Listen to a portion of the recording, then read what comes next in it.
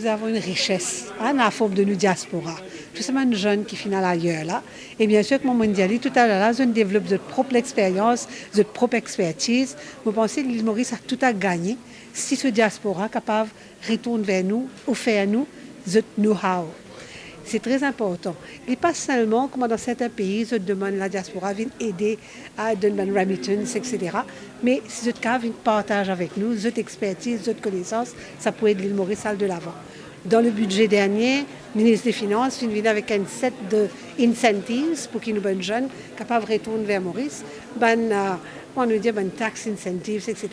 Mais à part tout cela, je pense qu'il donne un bon good feeling pour un Mauricien quand il réussit ailleurs, qu'il vient contribuer further dans le développement du pays ici. Et je pense que cette conférence, il donne les temps pour les gens de réfléchir, de faire la réflexion et de trouver d'autres moyens que peut-être nous ne pas penser là, mais les autres se prennent les moyens de penser dans quelle mesure vous êtes capable de contribuer au développement du pays. Aujourd'hui, avec la mondialisation, nous presque accepter le flux de personnes comme étant une réalité, nous pas réponse. Mais à l'époque de l'indépendance, dans les années 60, les années 70, le choix de partir était un choix très très fort.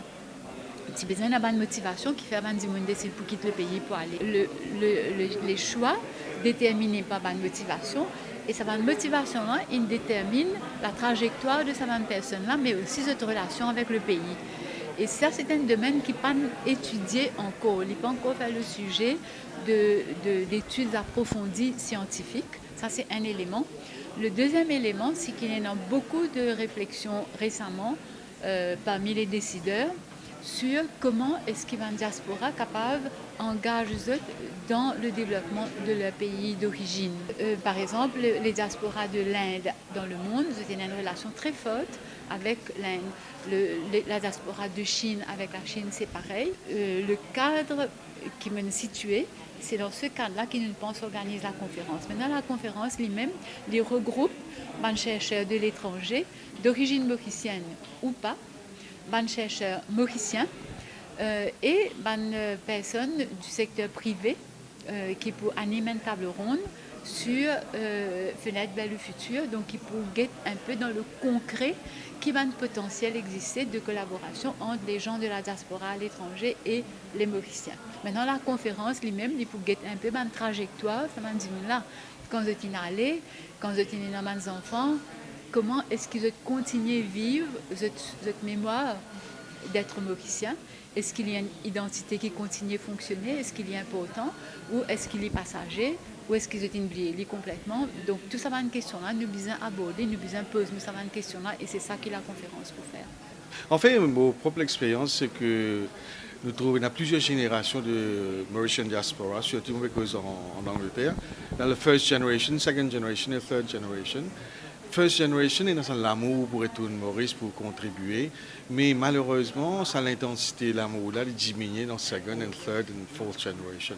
Donc, c'est nous peut proposer comment nous sommes capables de keep sa culture là on, donc d'une façon qui va une deuxième génération, troisième génération mauricienne, je file attaché avec l'île Maurice. Par exemple, langage est important. On va nous dire si on veut tuer une culture, tuer ce langage.